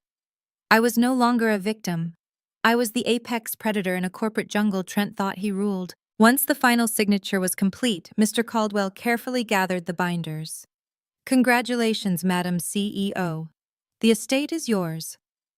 Now, regarding the $5 million loan extension request from your husband's company, would you like me to draft the denial letter and initiate the asset seizure immediately? We can have them in bankruptcy court by Monday morning. I looked out the floor-to-ceiling windows at the sweeping Seattle skyline, watching the rain clouds slowly begin to break apart over the Puget Sound. If I pulled the plug right now, Trent would be destroyed today. But an immediate execution was far too merciful for what he had done to me. If we denied the loan outright, he might panic and find a predatory lender to bail him out at the last second. He might scramble and find a way to survive. I did not want him to survive. I wanted him to feel secure right up until the very moment the floor collapsed beneath his feet. No, I said softly, turning back to face my lawyer. Do not deny the extension yet. I want to set a trap. Send their board of directors an official notice that Thorn Capital is undergoing a sudden transition of leadership due to unforeseen circumstances. Tell them the new CEO has placed all loan extensions under an indefinite executive review. Mr. Caldwell raised an eyebrow, a knowing smile playing on his lips. You want to string him along. You want him to sweat. I want him to bleed out slowly. I corrected my tone devoid of any hesitation. Let Trent believe the money is still coming. Let him keep making promises to his mistress and his mother. Let him climb as high as he possibly can so the fall destroys him completely. But while we string his company along, I want to start applying the pressure personally. I pointed to the financial report still resting on the table. Trent uses a corporate credit card for his personal expenses. He charges expensive dinners, luxury hotel stays, and lavish gifts to his executive expense account, claiming them as client entertainment. As the primary creditor auditing their failing business does, Thorn Capital have the authority to flag and freeze discretionary corporate spending. Mr. Caldwell tapped his chin thoughtfully. Given their current default status and the executive review clause you just activated, absolutely. We can freeze their corporate credit lines within the hour, under the guise of an operational audit. Do it, I commanded. Freeze every single corporate card issued to their executive board. I want Trent's financial oxygen cut off today. I stood up from the massive leather chair, suddenly hyper-aware of my ruined, mud-stained coat and damp hair. I had the power, the money, and the strategy to completely dismantle the people who had tried to bury me. But if I was going to wage this war, I could no longer look like the broken wife who had been thrown out in the rain. I needed to look like the $50 million nightmare they were about to face. I thanked Mr. Caldwell, took the limitless black card he handed me, and prepared to transform myself. Stepping out of the private elevator and into the crisp Seattle air, I felt the heavy weight of the black titanium card pressing against my palm. It was not just a piece of metal. It was an absolute weapon. I walked away from the Columbia Center and headed straight toward the upscale retail district. The rain had completely stopped, leaving the city streets slick and gleaming under the breaking sunlight. People cast sideways glances at my ruined, mud-caked coat and disheveled appearance, but their judgment no longer held any power over me. I was a $50 million ghost walking among them. I walked through the towering glass doors of a flagship designer boutique. A perfectly groomed sales associate immediately stepped forward, her eyes darting to my filthy shoes with barely concealed disdain. She opened her mouth, likely to direct me to a public restroom or politely ask me to leave. I did not give her the chance to speak. I handed her the titanium card. I need a complete wardrobe replacement, I said, my voice projecting absolute authority. Everything from undergarments to outerwear. I want sharp lines, structured blazers, and impeccable tailoring.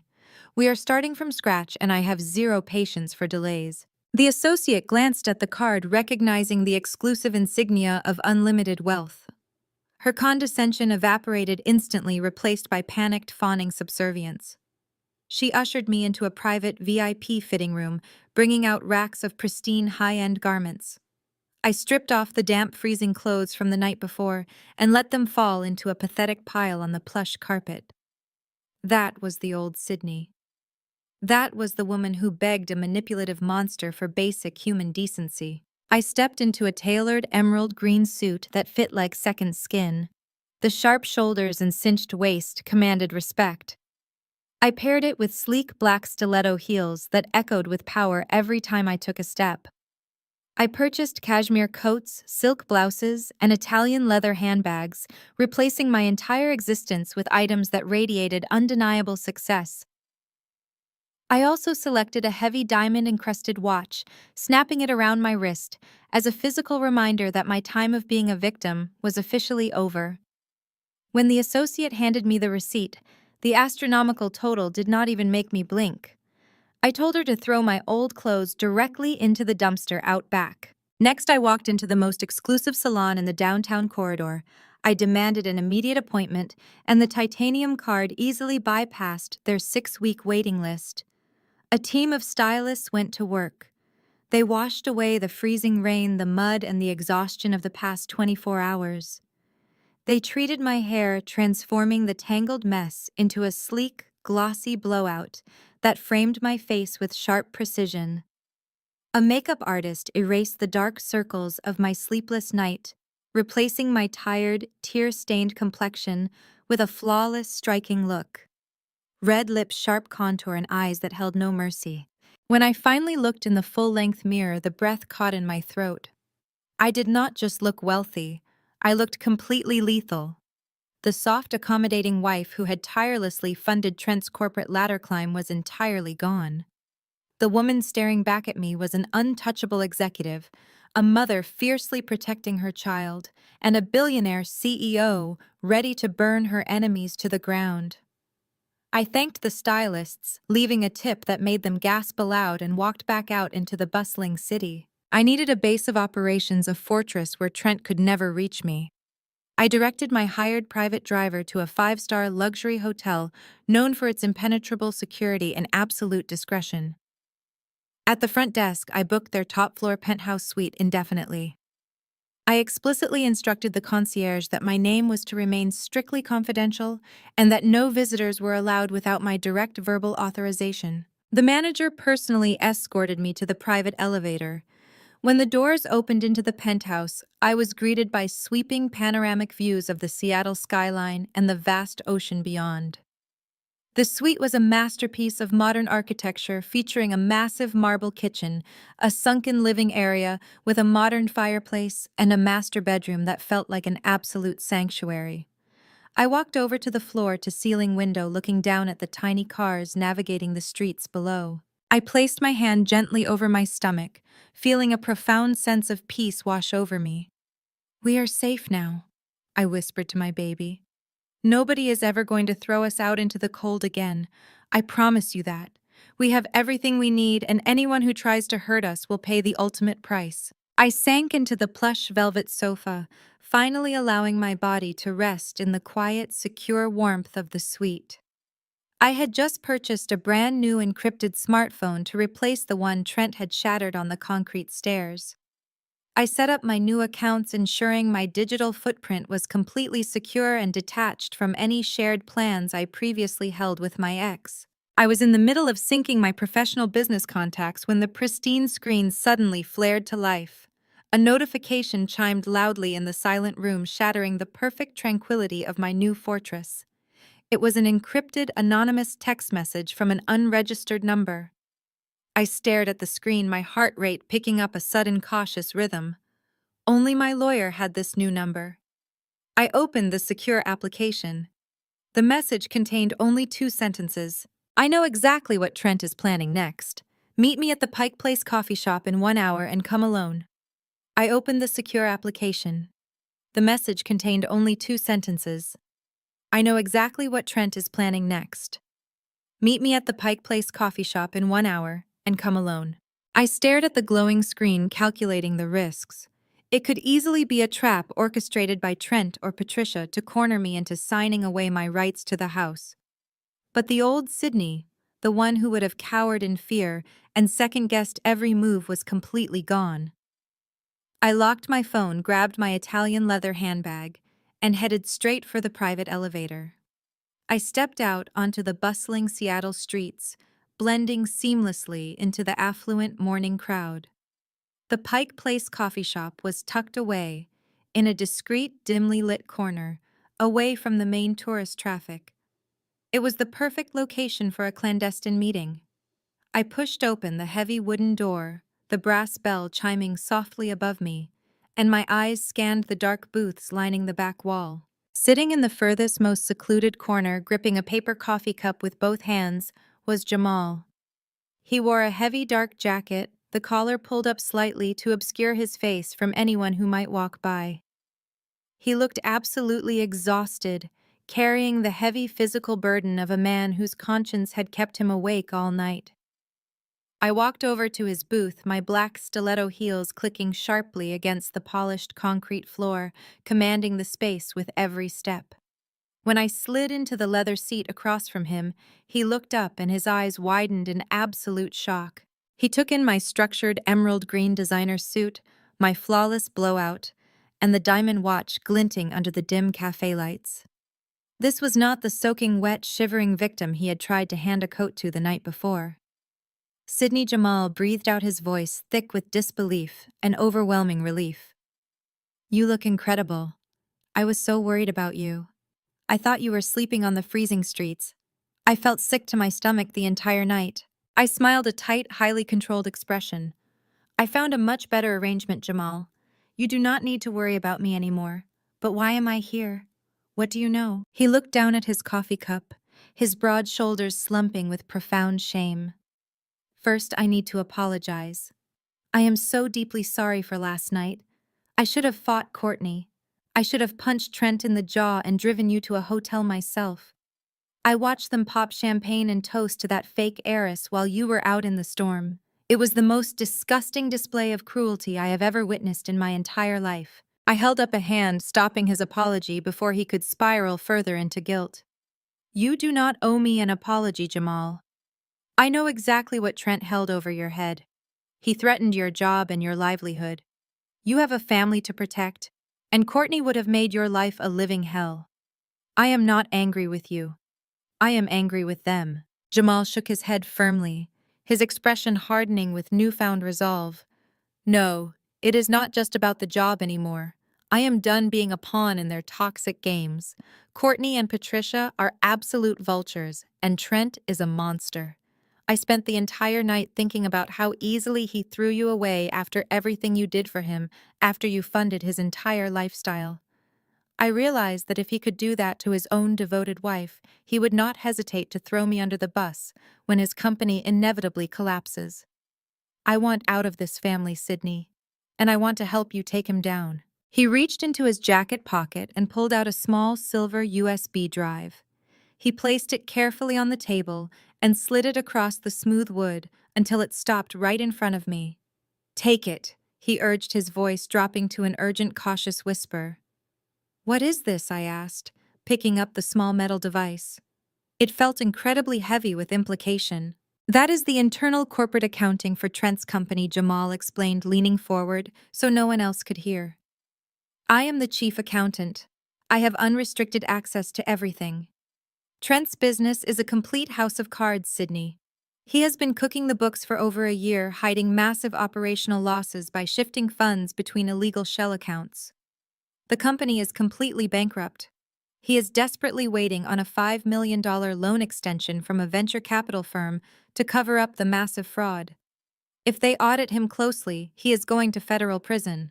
A rush of pure vindictive satisfaction surged through me. Jamal had no idea that I was the very CEO of the venture capital firm currently holding that loan. He had just handed me the exact forensic evidence I needed to bypass a lengthy corporate audit and execute Trent immediately. I could freeze his accounts today, hand this drive over to the federal authorities tomorrow, and watch Trent be hauled out of his glass office in handcuffs. This was the ultimate silver bullet. Jamal, this is incredible, I said, carefully slipping the USB drive into my designer handbag. You are risking everything by giving me this evidence. I will make sure you are fully protected when the fallout hits. You have my absolute word. I gathered my things ready to return to my penthouse and call Mr. Caldwell to initiate the final lethal strike against Trent's company. But as I started to slide out of the booth, Jamal reached out and grabbed my wrist. His grip was tight, desperate, and urgent. His eyes were wide with a disturbing mixture of pity and outrage. Wait, Sydney. Do not leave yet. You need to know the rest. I stopped, settling back into the leather seat. I looked at his terrified expression, suddenly realizing that the corporate fraud was only the tip of the iceberg. What else is there, Jamal? What else did you find in those files? Jamal took a shaky breath, looking me dead in the eyes. The corporate fraud is bad, he said, his voice trembling with the crushing weight of the secret. But that is not the worst part. I broke into his personal files last night looking for offshore accounts. Trent lied to you about the clinic. He lied to you about the argument on the porch. He lied about everything. He stared at my stomach, a look of profound sorrow crossing his face. Trent never had a vasectomy. The words hung in the air between us, heavy and suffocating. I stared at Jamal, processing the sheer magnitude of the betrayal. Trent never had a vasectomy. The accusation on the porch, the shattered pregnancy test, the absolute disgust in his eyes, it was all a meticulously crafted performance. He forged the medical records. Jamal explained, his voice shaking with revulsion. I found an email thread in his deleted folder. He paid off an unethical clerk at a private clinic to generate a fake post-operative report. He knew the baby was his, Sydney. He knew you never cheated. My hands clenched into fists under the table. Why, I demanded, the anger in my chest burning hotter than before. Why go through such an elaborate psychopathic lie just to kick me out? If he wanted a divorce, he could have just asked for one. Because of Bianca, Jamal said, leaning closer. She told Trent she is pregnant too, and she convinced him that she is the sole heir to a massive international mining conglomerate. Trent is drowning in corporate debt, and he sees Bianca as his ultimate golden ticket. But she demanded a ring and a house before she would introduce him to her supposed billionaire father. The pieces of the puzzle slammed into place with sickening clarity. Trent needed to clear me out of the house immediately. If he simply filed for a standard divorce, it would take months and our assets would be frozen and divided. He needed a dramatic fault-based excuse to throw me onto the street and play the devastated victim. By accusing me of infidelity and claiming the child was not his, he gained the immediate sympathy of his toxic mother and sister, justifying his rapid, brutal eviction. He threw away his loyal wife and his actual unborn child just to chase a non-existent fortune. The sheer greed was almost difficult to comprehend. Jamal checked his watch, his eyes darting toward the cafe entrance. I have to get back to the office before Trent notices I am missing from my desk. If he suspects I am talking to you, he will fire me before I can secure my own family's finances. You have given me exactly what I need, Jamal, I said, my voice eerily calm. I promise you Trent will not have a company left to fire you from. You are safe. Jamal stood up, pulling his dark collar back up around his neck. He took one step away from the booth, but suddenly stopped, turning back to face me with a sharp, determined look in his eye. There is one more thing you need to know, Jamal said. Trent is making his grand move tonight. He booked the main private dining room at the Luminary, that new Michelin star restaurant downtown. He is hosting a massive, lavish family dinner. Patricia Courtney and all of Trent's elite social circle are going to be there. He is using the corporate credit card to fund the entire night. He plans to officially introduce Bianca to everyone and announce their engagement. A cold, brilliant thrill shot straight down my spine. The Luminary was notoriously exclusive catering only to the ultra-wealthy. Trent was pulling out all the stops to impress a woman he believed would save him from financial ruin, using money he did not actually have. What time is the reservation? I asked. 8 o'clock tonight, Jamal replied. He wants it to be a massive spectacle. Thank you, Jamal, I said, a slow, predatory smile forming on my lips. It will absolutely be a spectacle. Jamal gave me a quick nod and hurried out of the coffee shop, disappearing into the crowded Seattle streets. I sat alone in the booth for a few minutes, my fingers drumming rhythmically against the polished wood table. Trent thought he had successfully buried me. He thought he was untouchable, surrounded by his toxic enablers, celebrating his new life with stolen corporate funds. He was about to learn a very hard lesson about what happens when you underestimate a woman who has nothing left to lose and $50 million to spend. I gathered my designer handbag and stepped out into the crisp afternoon air. I had a few hours to prepare, and I knew exactly what I was going to wear to my husband's engagement party. I returned to my penthouse and laid out the evening's armor. I bypassed the emerald green suit from earlier and selected a razor-sharp black silk tuxedo jacket with structured shoulders and a plunging neckline paired with tailored trousers that elongated my legs. I secured a heavy vintage diamond choker around my neck and slipped into a pair of red-soled stilettos. The woman staring back at me in the mirror was completely unrecognizable from the soaking wet, discarded wife of yesterday.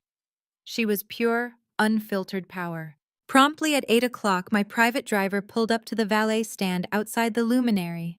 The restaurant was a fortress of modern culinary prestige in downtown Seattle, boasting a months-long waiting list and a reputation for catering exclusively to the ultra-wealthy. I bypassed the crowded lobby and approached the maitre d'. Before he could politely inform me that they were fully booked for the evening, I slid the heavy titanium black card across the host stand. I requested a premium table with a clear, unobstructed view of the main private dining alcove. The host took one look at the prestigious insignia on the card, gave a deferential bow, and personally escorted me into the softly lit, opulent dining room.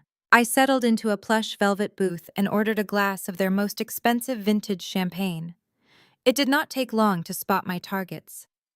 Trent had secured a massive circular table right in the center of the elevated dining alcove.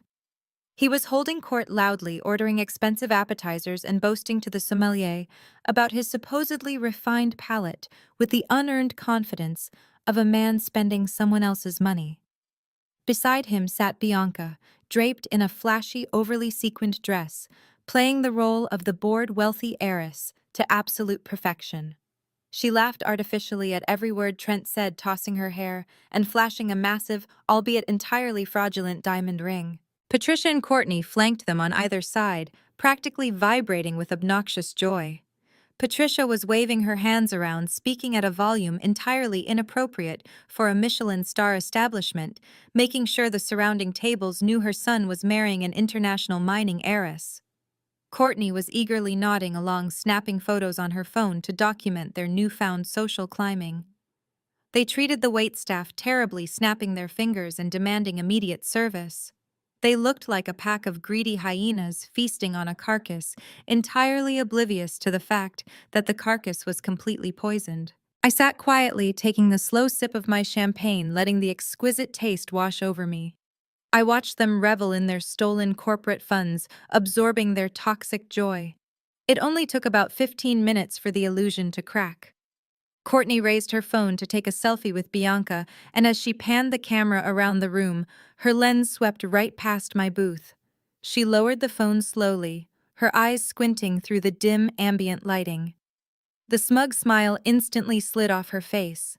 She tapped Patricia frantically on the shoulder and pointed a manicured finger in my direction. Patricia turned her head, her jaw visibly dropped. The shock of seeing me sitting in the most exclusive restaurant in the city, dripping in diamonds and high-end silk, clearly short-circuited her brain. But instead of feeling intimidated or cautious, Patricia and Courtney did exactly what narcissistic bullies always do. They doubled down on their cruelty. They pushed their chairs back and marched out of the dining alcove, their heels clicking aggressively against the polished hardwood floor. They stomped over to my table, deliberately blocking my view of the rest of the restaurant and looming over me like menacing gargoyles. "What in the world do you think you are doing here?" Patricia hissed, keeping her voice low but laced with absolute venom. "How did you even get past the front door?" I placed my champagne flute down on the table, resting my hands gracefully on my lap. "I am having dinner, Patricia. It is a restaurant. That is generally how this works." Courtney slammed her hands flat on the edge of my table, leaning in close so I could smell the cheap wine on her breath. Are you seriously stalking us now, Sydney? This is a new level of pathetic even for you. Trent threw you out last night. You are homeless. You have no job, no money, and no family. Did you max out your last tragic little credit card just to buy a knockoff suit and follow us here? I looked at her with pure, unbothered amusement. You seem highly agitated, Courtney. You might want to lower your voice before security asks you to leave. The luminary has a very strict policy against public tantrums. Patricia scoffed, her face turning an ugly shade of red. Do not you dare speak to my daughter like that. We know why you are here. You are desperate. You dug through Trent's email or tracked his location just to come here and beg him to take you back. You are trying to sabotage his engagement dinner because you are a jealous, barren failure who could not keep a man. I simply smiled. The old Sydney would have cried. The old Sydney would have absorbed those vile words and let them tear her apart. But the billionaire CEO sitting in this booth felt absolutely nothing but cold analytical pity for the fools standing before her. I am not here for Trent, I said smoothly, picking up my glass again. I am simply enjoying a lovely evening, though it is endlessly fascinating to watch you both worship a woman you know absolutely nothing about. Courtney let out a sharp, mocking laugh. We know Bianca is worth more than you could ever comprehend in 10 lifetimes. You are just a bitter orphan who got kicked back to the gutter where you belong. Get up and leave this restaurant right now, or I swear I will scream and tell the management you are harassing us. Before I could reply to Courtney's childish threat, heavy footsteps approached rapidly from behind them. Trent had noticed his mother and sister missing from the engagement table and had tracked them down. He marched up to my booth, his face twisting into a furious scowl when he recognized me. He was wearing a custom-tailored suit he had undoubtedly charged to the very corporate account I had frozen just hours earlier. Trent looked at my expensive clothes, my calm demeanor, and the crystal champagne flute resting on the table. His eyes flashed with panicked outrage. He genuinely believed I was a desperate broke woman trying to cause a public scene to ruin his big night and scare away his fake heiress. He reached into his suit jacket, his jaw clenched so tightly a muscle ticked in his cheek. He pulled out a crisp, brand-new $500 bill. He leaned over the table, invading my personal space, his eyes burning with a mixture of hatred and arrogant superiority. He slammed the cash down onto my table with a loud, aggressive smack. He slammed the cash down onto my table with a loud, aggressive smack. The crisp $500 bill sat stark against the pristine white tablecloth, a pathetic green flag of his overwhelming arrogance. Trent leaned over, planting his hands firmly on the edge of the velvet booth. He tried to use his physical size to intimidate me, looming over my dinner space like a schoolyard bully. "Take the money, Sydney," he snarled. He kept his voice to a harsh, jagged whisper, so the surrounding patrons of the Michelin star restaurant would not hear his utter lack of class. "Take the cash and leave this restaurant right now before you scare Bianca. You have made your pathetic little point by stalking us here. Now buy yourself a cheap hotel room for the night and stop embarrassing yourself in front of my family." Patricia and Courtney stood right behind him, their faces glowing with vicious, unearned satisfaction. They looked at the $500 bill as if Trent had just performed an act of supreme benevolent charity. Courtney actually crossed her arms over her chest and let out a soft, mocking sigh. "You should be thanking him on your knees," Courtney chimed in, her voice dripping with thick condescension. "It is a lot more than a jobless foster kid deserves after trying to trap my brother with another man's baby. Go on, Sydney, take the handout and scurry away." I looked down at the money. I did not reach for it.